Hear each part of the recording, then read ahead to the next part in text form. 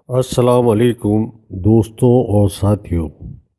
اس video میں ہم پاکستانی سیاست کے ابتدائی سالوں کے متعلق مختصراً بیان کریں گے اور آپ سن 2024 میں ہونے والے الیکشن کو ابتدائی 10 سال کے تناظر میں جائزہ لے سکتے ہیں کہ اس کا تعلق کس طرح سے پاکستان کے ابتدائی 10 سال کی سیاست سے جڑا ہوا ہے۔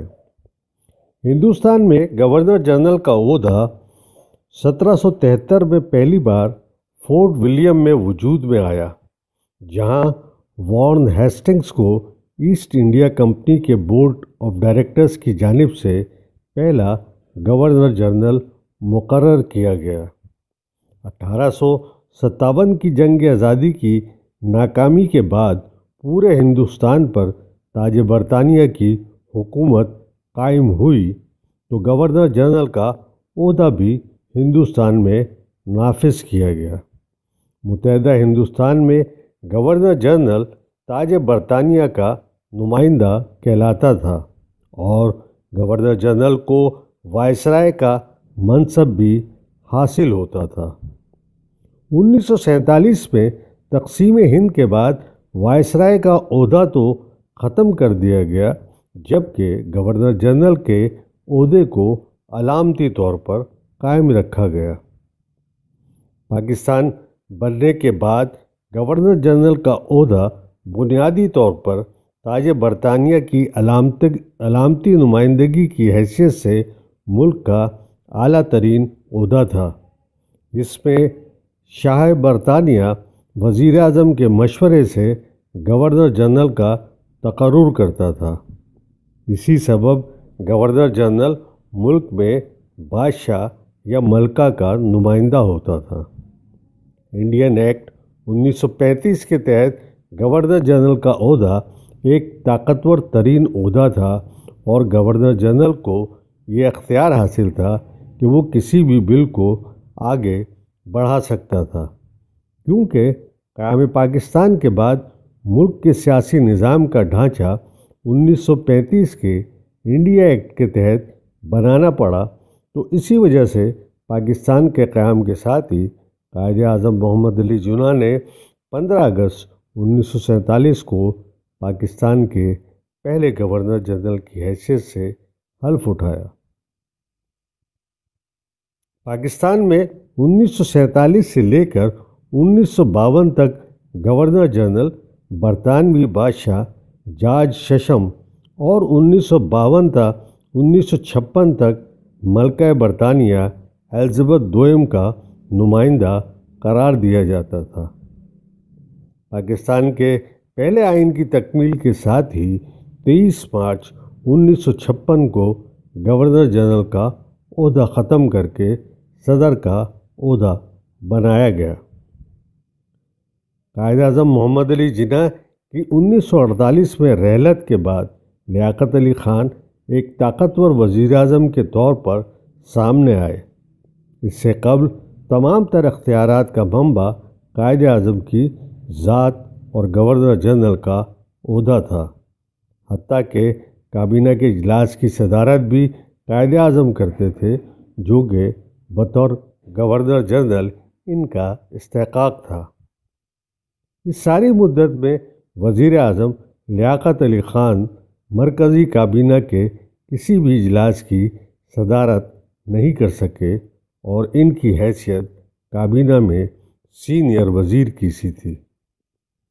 یہی وجہ تھی کہ قائد کے بعد لیاقت علی خان نے کوشش کر کے ڈھاکہ کی نواب فیملی کے کشمیری نژاد سر خواجہ ناظم الدین کو نامزد کیا، جنہوں نے 14 ستمبر 1948 کو بطور گورنر جنرل اپنے عہدے کا حلف لیا۔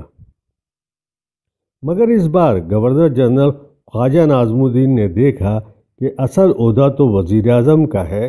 راولپنڈی کے ایک جلسہ عام میں ملک کے پہلے وزیر اعظم لیاقت علی خان کے قتل کے بعد وزارت عظمیٰ کے لیے زور آزمائی شروع ہو گئی۔ اس دھینگا مشتی میں گورنر جنرل خواجہ ناظم الدین بھی وزارت عظمیٰ کے امیدوار تھے۔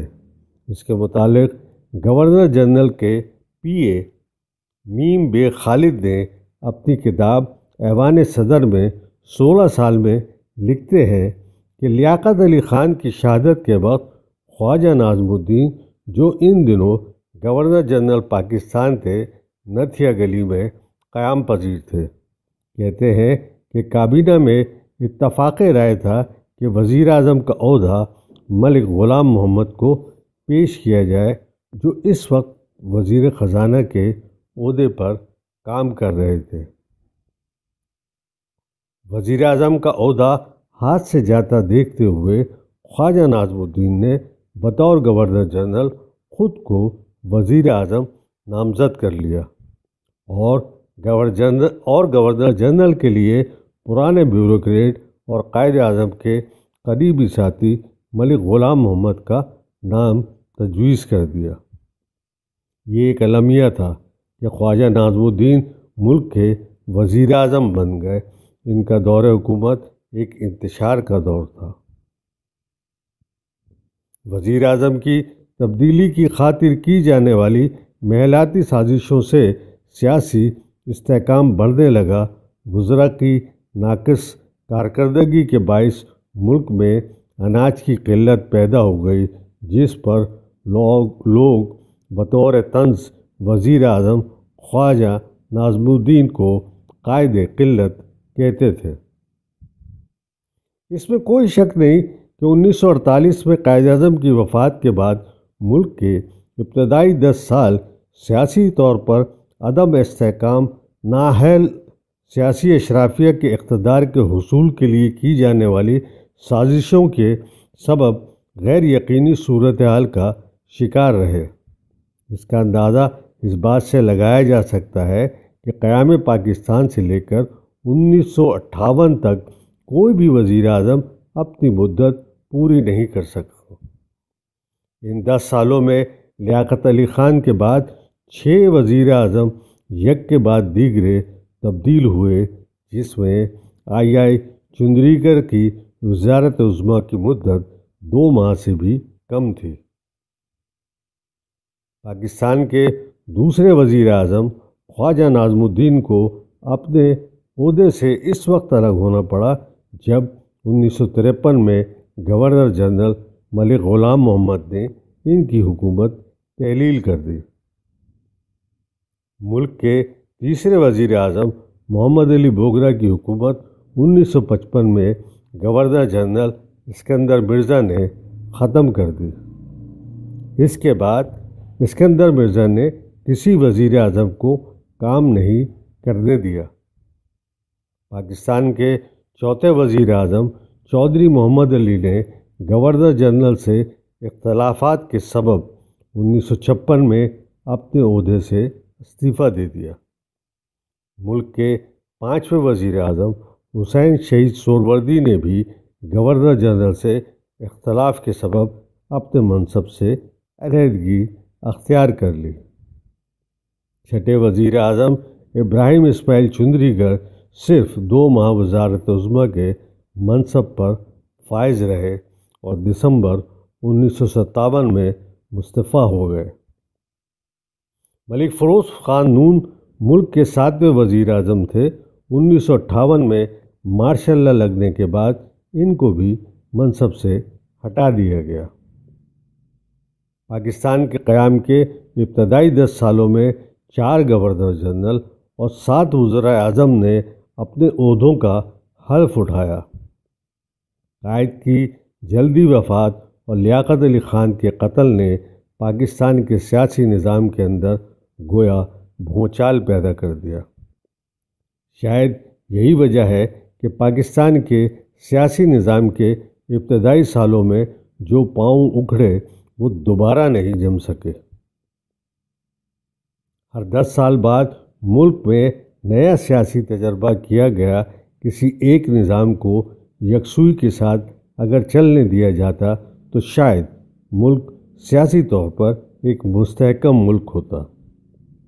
حالیہ سیاسی ابتری کی بنیادی وجہ یہی ہے کہ ملک کے سیاسی نظام کی دیوار کی پہلی اینٹ ہی جب ٹیڑھی رکھی گئی تو دیوار نے ٹیڑھا ہی بننا تھا۔ دوستوں اور ساتھیوں، آپ سے درخواست ہے کہ ہمارے احساس انفو یوٹیوب چینل کو سبسکرائب کیجیے، شیئر کیجیے، کمنٹس کیجیے اور ہماری حوصلہ افزائی کیجیے، اور آگاہی کی اس مہم میں آپ بھی حصے دار بنیے۔ شکریہ۔